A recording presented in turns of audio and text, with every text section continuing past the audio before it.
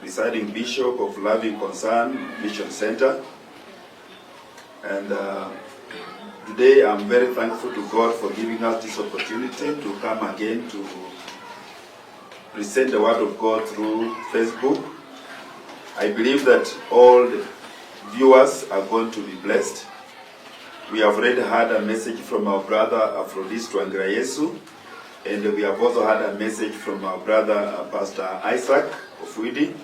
Now I'm just going to summarize and then we call it a day. I want us to open the book of Mark chapter 4. Mark chapter 4. If you have a Bible, Mark chapter 4. Then we are going to read verse 35.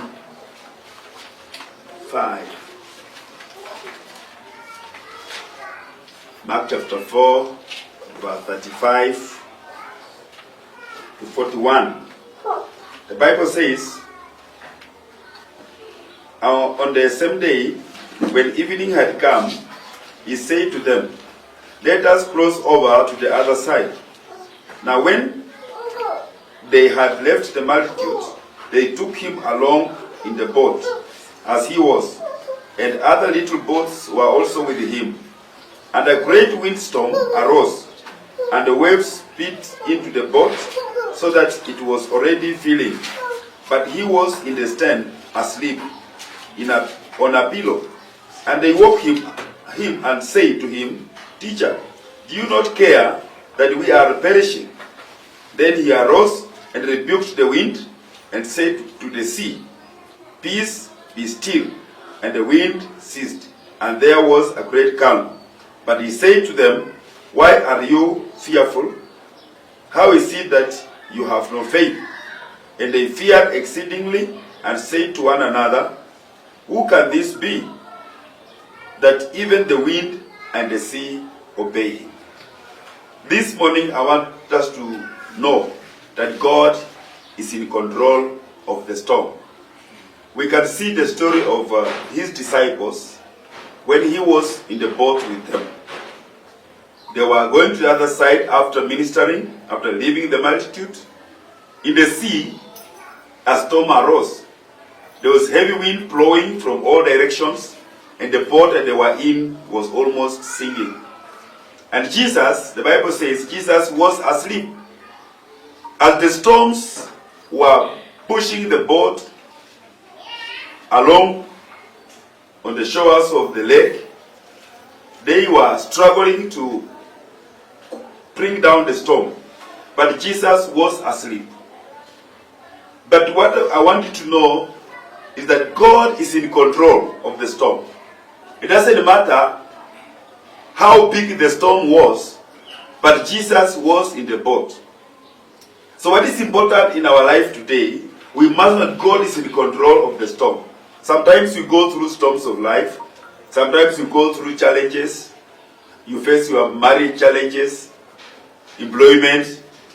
But I want you to know that God is in control. Even now when we are suffering from this sickness of coronavirus, God is in control.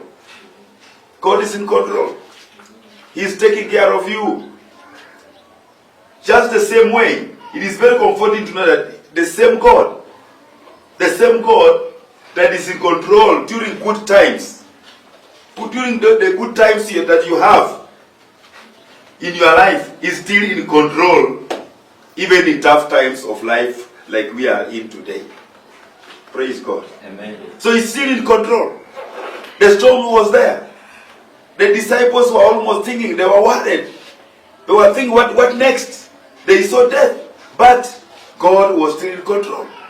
The God who has given you good life, the one that is controlling you during good times, He is still controlling you during these difficult times, during this struggling time.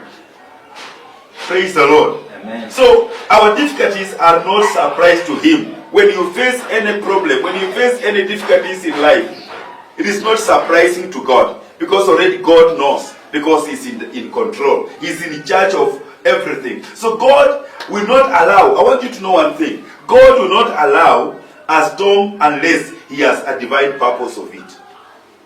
Sometimes we have storms in our life, but God has a divine purpose. He cannot allow it to come, especially the rushes. Just as the Pastor Isaac has said, the rushes. God allows storms to come to our life for a divine purpose. Praise God. Amen. God allows it to come in your life. A storm, a challenge, something that you don't expect. God allows it to come for a divine purpose. When you read Romans 8:28, can you read Romans 8:28? Then you see what he says. Romans 8:28. What does he say? And we know that all things work together for good to those who love God, to those who are called according to His purpose. All things work for good. Even if it's a problem, even if it's a struggle, even if it's a challenge in life. What is God saying in Romans chapter 8 verse 28? He's saying, He promises us that all things work good. God works for the good. God works for the good of those who love Him. Those who have been called by God. God brings storms to their life. And those storms are not to destroy them. Praise the Lord. Amen. Those storms are not to destroy them. The epidemic that we are facing today, it is not to destroy us. The wind that is blowing right now, it is not going to destroy us.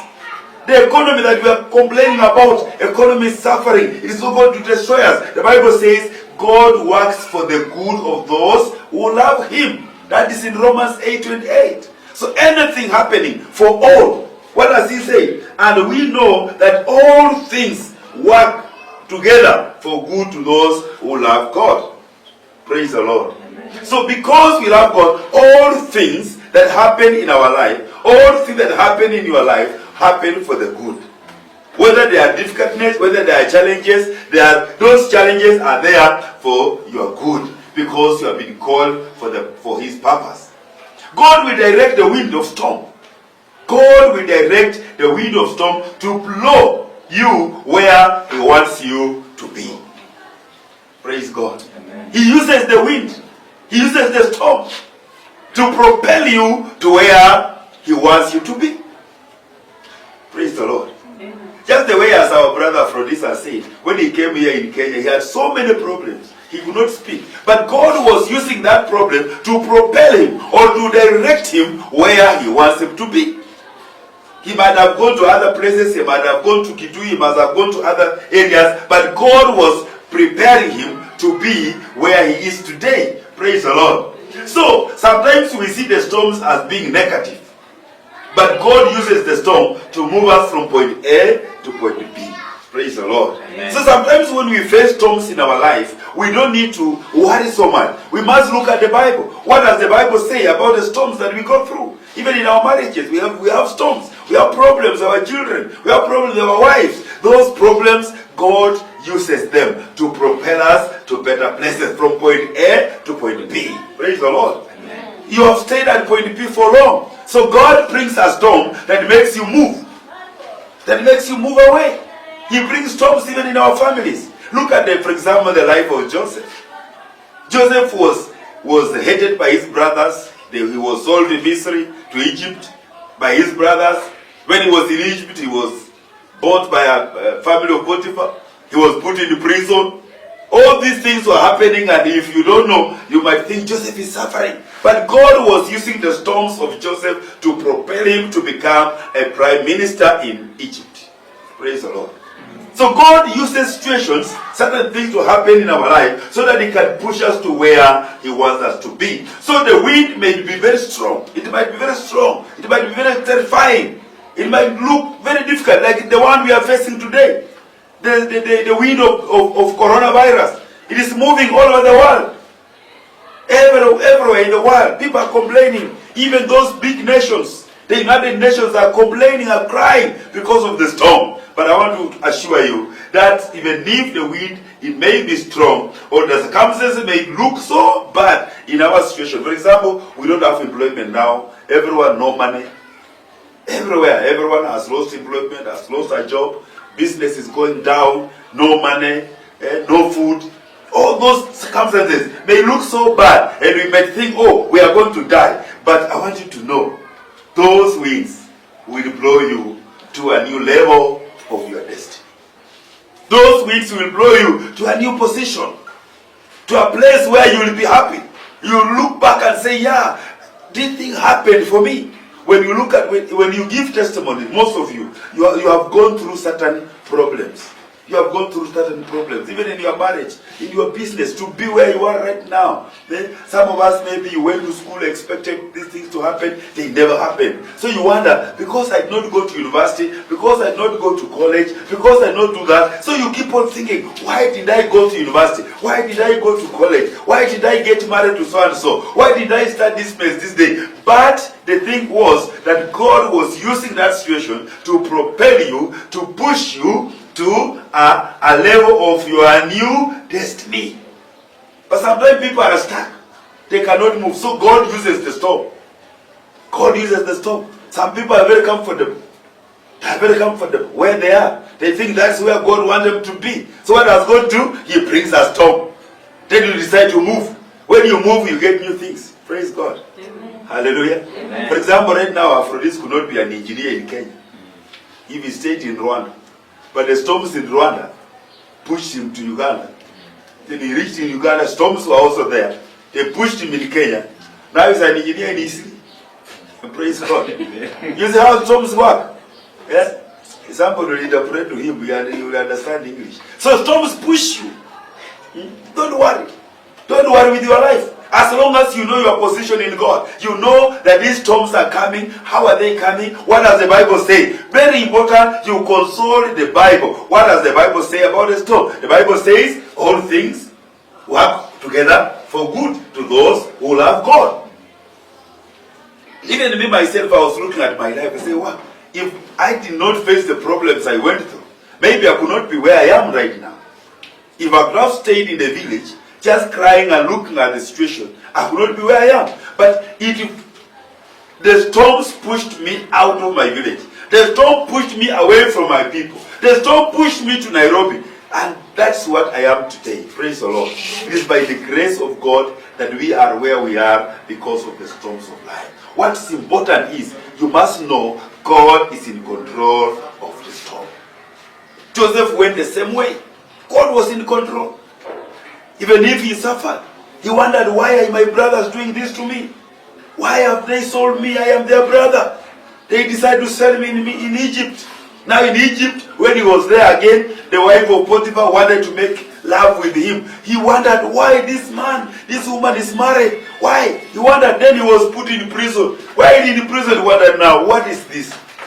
But still, God was in control of all the problems that Joseph was going through. Praise the Lord. Amen. So my brothers and sisters, those ones who are listening to me, those ones who are watching this video today, please understand that God is in control of the storm. So don't worry. God is there. He knows. He is doing that for your good, to help you move to another level. So sometimes when you see people hate you, people don't love you in your family, people, they don't want to talk to you, don't worry. They are pushing you to better places. You realize later, this is what God wanted me to be. Joseph now, when he became the prime minister of Egypt, he now realized, wow, God was doing this for me. God was doing this for me. So sometimes when you find even in your family, you are being pushed away, you are being hated by your brothers or your sisters or your neighbors, don't hate them. You just consult the word of God.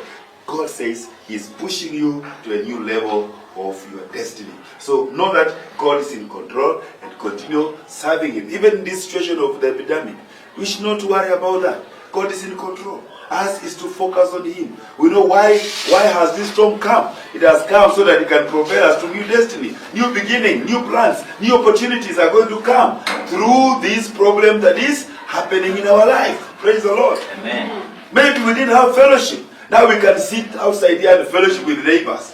These neighbors, we didn't know one another. But because of the storm, we sit outside there and talk about, oh, how is your life? How is your family? We chat a lot. So you find that even in marriages, many people do not talk to their wives in their houses. But now they are talking.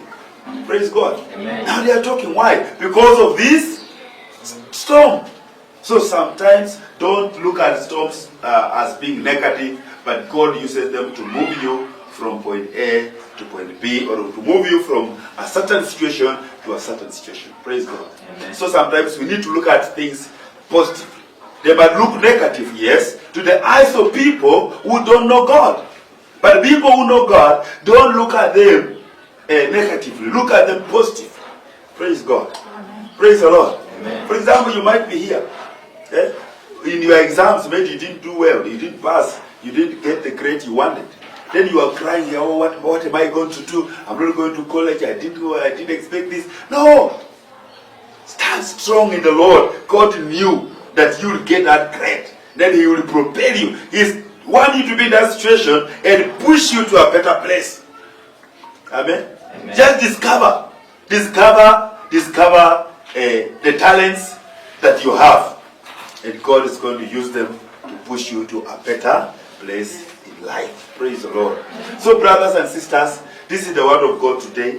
Just know that everything works for good, together for good for them that love God. Anything is happening in your life, the situation that we are in today, don't take it negatively, take it positively.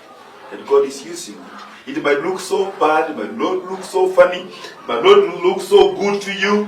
The wind might be very strong. The circumstances might look so bad. But those winds that they will blow you to a new level of your destiny. So one thing you must know, God is in control of your family, of your business. Sometimes you start business, it fails. You start things, it fails. You want to do this, it fails. You want to start a marriage, it fails. Many things fail. This is for your good. Praise the Lord. Amen. This is for your good. If a marriage fails, don't cry. It's for your good. Maybe God is protecting you on something that is dangerous. It's for your good. If you find people are against about you doing certain things, it's for your good.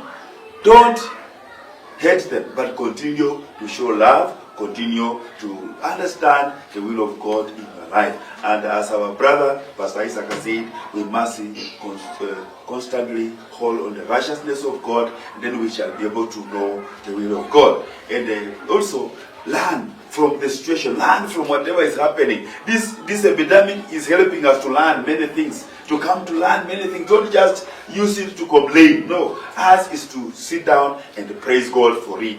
It looks funny, but as in all situations, we need to praise God. We need to lift God high. We need to say thank you, God, for everything. Praise God. Amen. Hallelujah. Amen. May God bless you so much.